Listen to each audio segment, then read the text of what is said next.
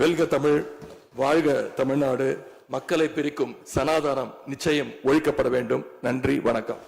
மாண்புமிகு எதிர்கட்சி தலைவர் திரு உதயநிதி ஸ்டாலின் அவர்கள்.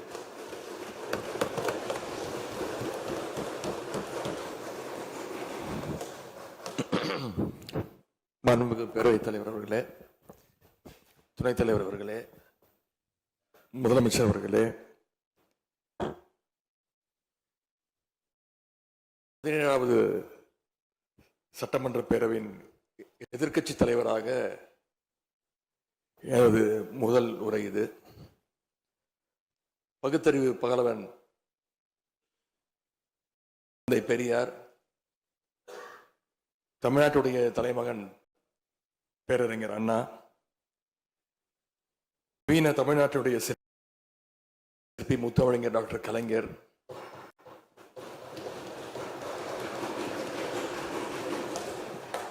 இந்தியாவுக்கே வழிகாட்டிய திராவிட மாடல் ஆட்சியை தந்த திராவிட முன்னேற்ற கழகத்துடைய தலைவர் திரு முத்துவேல் கருணாநிதி ஸ்டாலின் என எங்களுடைய தலைவர்களை எல்லாம் வணங்கி என்னுடைய இந்த உரையை துவங்குகின்றேன். முதல்ல என்னை 2வது முறையாக தேர்ந்தெடுத்து இந்த சட்டமன்றத்திற்கு அனுப்பிய என்னுடைய சேப்பாக்கம் திருவல்லிக்கேணி தொகுதி மக்களுக்கு என்னுடைய நன்றியை நான் இங்கே தெரிவித்துக் கொள்கின்றேன்.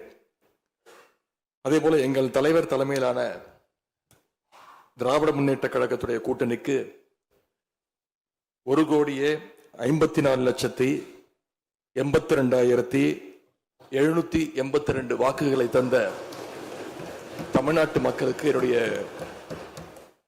நன்றியை நான் தெரிவித்துக் கொள்கின்றேன். அதேபோல எங்களுடைய கூட்டணி சட்டமன்ற உறுப்பினருடைய வெற்றிக்காக உழைத்த திராவிட முன்னேற்ற கழகத்துடைய அனைத்து நிர்வாகிகளுக்கும், முத்தமிழறிஞர் டாக்டர் கலைஞருடைய உயிரினும் மேலான அன்பு உடன்பிறப்புகளுக்கும், தோழமை இயக்க தலைவர்களுக்கும் தொண்டர்களுக்கும் என்னுடைய நன்றியை நான் தெரிவிச்சுக்கிறேன். இந்த அவையில என் கூட நின்று எனக்கு வழிகாட்டக்கூடிய எதிர்கட்சி துணைத் தலைவர் அண்ணன் திரு KN நேரு அவர்களுக்கும், எங்களுடைய கொறடா அண்ணன் வேலு அவர்களுக்கும், துணை கொறடா அண்ணன் திரு கோவி செழியன், செயலாளர் அண்ணன் திரு தங்கம் தென்னரசு, பொருளாளர் அண்ணன் திரு MRK பன்னீர்செல்வம் ஆகியோருக்கும், கழக சட்டமன்ற உறுப்பினர்களுக்கும் என்னுடைய நன்றியை நான் தெரிவிச்சுக்கிறேன். சட்டமன்றத்தில் நேற்று நாம அத்தனை பேரும் பதவி பிரமாணம் செஞ்சுக்கிட்டோம். அதன் பின்பு இன்னைக்கு முதல் நடவடிக்கையா பேரவைத் தலைவரை இன்றைக்கு தேர்ந்தெடுத்திருக்கிறோம். வரலாற்று சிறப்புமிக்க இந்த சட்டப்பேரவையில மாண்புமிகு பேரவைத் தலைவராக தேர்ந்தெடுக்கப்பட்டிருக்கக்கூடிய உங்களுக்கும், துணைத் தலைவராக தேர்வு செய்யப்பட்டிருக்கக்கூடிய திரு ரவிசங்கர் அவர்களுக்கும் எங்களுடைய தலைவர் சார்பாகவும் கழக சட்டமன்ற உறுப்பினர்கள் சார்பாகவும் மீண்டும் என்னுடைய வாழ்த்துக்களை நான் தெரிவிச்சுக்கிறேன். மாண்புமிகு பேரவைத் தலைவர் அவர்களே, இங்கே ஏற்கனவே எல்லாரும் குறிப்பிட்டது போல நானும் கேள்விப்பட்டிருக்கேன். நீங்க எப்பொழுதுமே சிரித்த முகத்துக்கு சொந்தக்காரர்னு கேள்விப்பட்டிருக்கிறேன். அது மட்டும் இல்லை, எல்லோருடையும் மிகுந்த அன்போடு பழகக்கூடியவர் அப்படின்னு பலர் சொல்லி நான் கேள்விப்பட்டிருக்கிறேன்.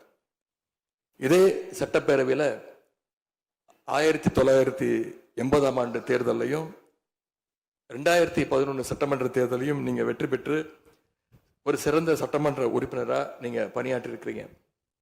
எனவே பேரவையுடைய மரபுகளும் விதிகளும் உங்களுக்கு புதுசு கிடையாது. நீங்க தேர்ந்தெடுக்கப்பட்ட இப்பொழுது சேர்த்து 3 முறையும் ஆளுங்கட்சி உறுப்பினராக சட்டமன்றத்துக்குள்ள நீங்க வந்திருக்கிறீங்க. இந்த முறை எதிர்கட்சிகளையும் அரவணைச்சு செயல்படுகின்ற ஒரு பேரவைத் தலைவரா நீங்க பொறுப்பேற்றிருக்கிறீங்க. அந்த பொறுப்புல ரொம்ப சிறப்பா நடுநிலைமையோடு செயல்படுவீங்க அப்படிங்கிறது தான் எங்க அத்தனை பேருடைய எதிர்பார்ப்பு. அதே போல ஒரு எளிய பின்னணியிலிருந்து வந்த முதன்முறையாக சட்டமன்ற உறுப்பினராக பொறுப்பேற்றிருக்கக்கூடிய மக்களால் தேர்ந்தெடுக்கப்பட்டிருக்கக்கூடிய திரு மாண்புமிகு ரவிக்குமார் அவர்கள் பேரவையினுடைய துணைத் தலைவராக உங்களுக்கு உறுதுணையாக இருந்து இந்த அவையை வழிநடத்துவார் அப்படின்னு நாங்கள் அத்தனை பேரும் நம்புகிறோம். மாண்புமிகு பேரவைத் தலைவர் அவர்களே, நம்முடைய மாண்புமிகு முதலமைச்சர் அவர்கள் நேற்று எங்களுடைய தலைவருடைய வீடுகளுக்கும் அனைத்து கட்சி தலைவருடைய வீடுகளுக்கும் சென்று வாழ்த்துக்கள்லாம் பெற்றுக்கிட்டு போனார். அந்த அரசியல் நாகரிகம் இந்த பேரவையிலும் தொடரணும் அப்படிங்கிறதா எங்களுடைய எண்ணம், எதிர்பார்ப்பு. ஏற்கனவே நான் சொல்லியிருந்தாலும் மறுபடியும் சொல்ல விரும்புகிறேன்.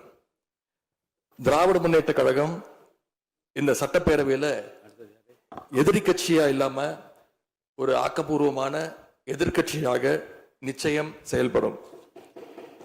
எங்க தலைவர் அவர்கள் சொன்ன மாதிரி திராவிட முன்னேற்ற கழகம் என்னைக்குமே ஒரு ஆக்க சக்தி தான். மாண்புமிகு பேரவைத் தலைவர்களே, இந்த பேரவைக்குன்னு ஒரு மிகப்பெரிய வரலாறு இருக்கு. இன்னைக்கு இந்தியாவில் பண்பாட்டு ரீதியாகவும் பொருளாதார ரீதியாகவும் தமிழ்நாடு சிறப்பா முன்னேறி இருக்கு அப்படின்னா இந்த பேரவையில் நடந்த விவாதங்கள், எடுக்கப்பட்ட முடிவுகள், இயற்றப்பட்ட சட்டங்கள், நிறைவேற்றப்பட்ட தீர்மானங்கள் இதெல்லாம் தான் ஒரு காரணம். பிற மாநிலங்களுக்கெல்லாம் ஒரு எடுத்துக்காட்டாக வழிகாட்டக்கூடிய வகையில் செயல்பட்டு இந்தியாவையே திரும்பி பார்க்க வச்ச சட்டமன்ற பேரவை இந்த தமிழ்நாட்டு சட்டமன்ற பேரவை. அப்படிப்பட்ட இந்த பேரவையில் ஆரோக்கியமான ஆக்கப்பூர்வமான விவாதங்களுக்கு இடம் கொடுத்து ஜனநாயக மாண்புகளுக்கு முக்கியத்துவம் கொடுத்து பேரவைத் தலைவர் அவர்கள் என்றைக்கும் நடுநிலைமையோடு செயல்பட வேண்டும் என்று நாங்கள் அனைவரும் விரும்புகின்றோம். நாம் எங்க ஆளுங்கட்சி எதிர்கட்சி அப்படின்னு எதிர் வரிசையில் உட்கார்ந்திருந்தாலும் தமிழ்நாட்டுடைய வளர்ச்சின்னு வரும்போது நாம் அனைவரும் ஒரே வரிசையில முன் வரிசையில் நின்று உழைக்கணும்னு நான் விரும்புகிறேன். அதைத்தான் தமிழ்நாட்டு மக்களும் எதிர்பார்த்துக்கிட்டு இருக்கிறாங்க, விரும்புறாங்க. திராவிட முன்னேற்ற கழகமும் அதைத்தான் விரும்புது. எங்களுடைய தலைவர் அவர்கள் கடந்த 5 ஆண்டுகள்ல அடிக்கடி சொல்ற ஒரு வார்த்தை, இது எனது அரசு அல்ல நமது அரசு என்று எங்களுடைய தலைவர் அவர்கள் அடிக்கடி சொல்வார். அதை நிரூபிச்சியும் காட்டியிருக்கிறார். சென்ற திராவிட மாடல் அரசுங்கிறது வாக்களிச்ச மக்களுக்கு மட்டும் இல்லாம வாக்களிக்காத மக்களுக்குமான அரசாகத்தான் செயல்பட்டு வந்தது. ஆகவே இந்த புதிய அரசும் அனைவருக்குமான அரசாக உங்களுக்கு வாக்களிக்காத மக்களுக்குமான அரசாக செயல்படும்னு நான் விரும்புறேன். இந்த நேரத்தில் இன்னொரு விஷயத்தையும் இங்க நினைவுபடுத்த விரும்புறேன். மாண்புமிகு பேரவைத் தலைவர் அவர்களும் மாண்புமிகு முதலமைச்சர் அவர்களும் இன்னைக்கு எதிர்கட்சி தலைவராக இருக்கிற நானும் ஒரே காலேஜில் படிச்ச ஓல்டு ஸ்டூடெண்ட்ஸ். ஒரே காலேஜில் நாம படிச்சிருந்தாலும் அரசாங்கத்தை நடத்துறதுல திமுக தான் சீனியர் பேட்ச். அது உங்களுக்கு தெரியும். 1967 ஆட்சிக்கு வந்தது திமுக தான். நாங்க தான் சீனியர்ஸ். அந்த அடிப்படையில் எங்களுடைய நாலேஜையும் எக்ஸ்பீரியன்ஸையும் நாங்க ஷேர் பண்ணிக்க ரெடியா இருக்கோம். அதை ஏத்துக்க நீங்களும் தயாராக இருங்க. ஏன்னா நமக்கு எப்பவுமே தமிழ்நாட்டு மாநிலத்துடைய நலன்தான் மிக மிக முக்கியம்.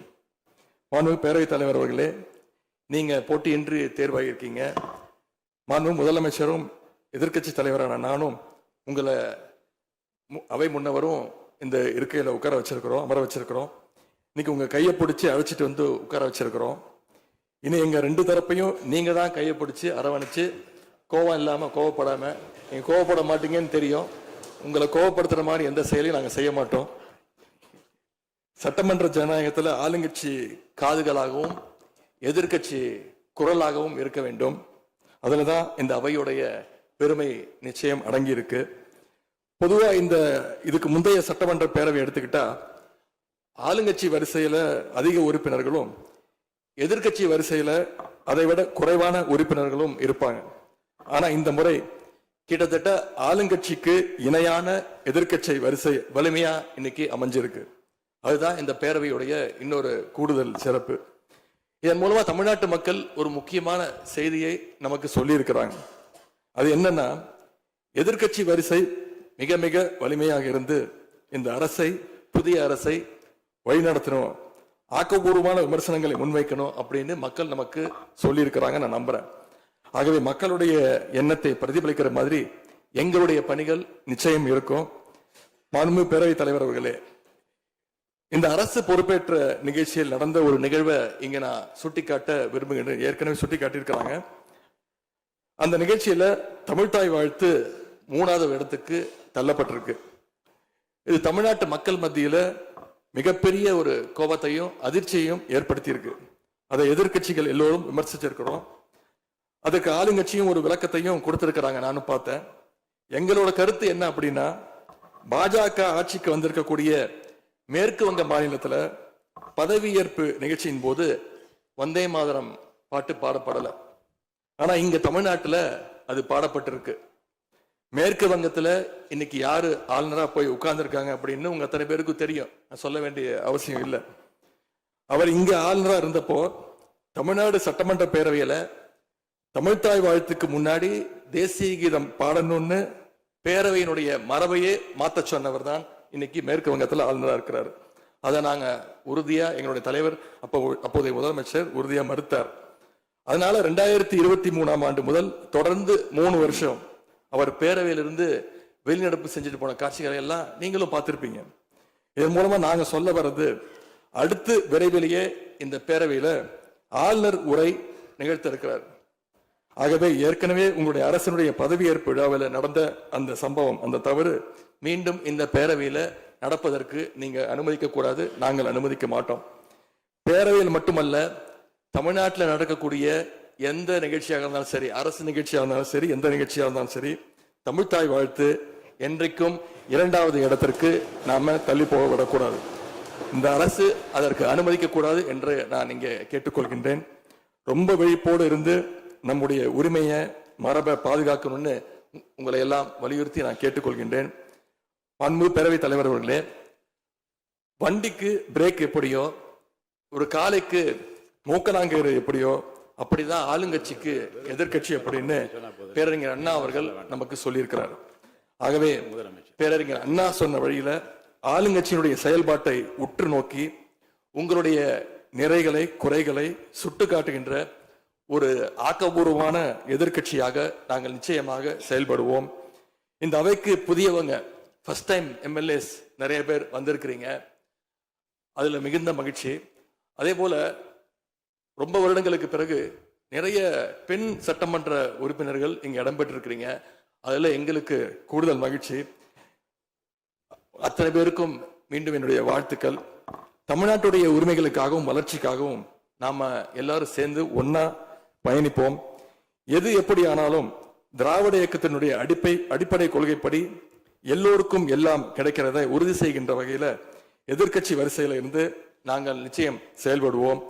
நடந்து முடிந்த தேர்தலில் ஆட்சி அமைப்பதற்கான பெரும்பான்மையை ஆளுங்கட்சிக்கு மக்கள் வழங்காமல் போனாலும் திராவிட முன்னேற்ற கழகத்துடைய தலைமையில் தேர்தலை சந்திச்சு வென்ற தோழமை இயக்க சட்டமன்ற உறுப்பினருடைய ஆதரவோடு ஆட்சி அமைத்திருக்கக்கூடிய புதிய அரசிற்கும் மாண்பு முதலமைச்சர் அவர்களுக்கும் என்னுடைய வாழ்த்துக்களை நான் மீண்டும் தெரிவித்துக் கொள்கின்றேன். மாண்புமிகு பேரவைத் தலைவர் அவர்களுக்கும் பேரவை துணைத் தலைவர் அவர்களுக்கும் என்னுடைய நன்றி. உங்களுடைய பணிகள் சிறக்கட்டும். மீண்டும் என்னுடைய வாழ்த்துக்களை தெரிவித்துக் கொள்கிறேன். நன்றி, வணக்கம். வெல்க தமிழ், வாழ்க தமிழ்நாடு. மக்களை பிரிக்கும் சனாதானம் நிச்சயம் ஒழிக்கப்பட வேண்டும். நன்றி, வணக்கம்.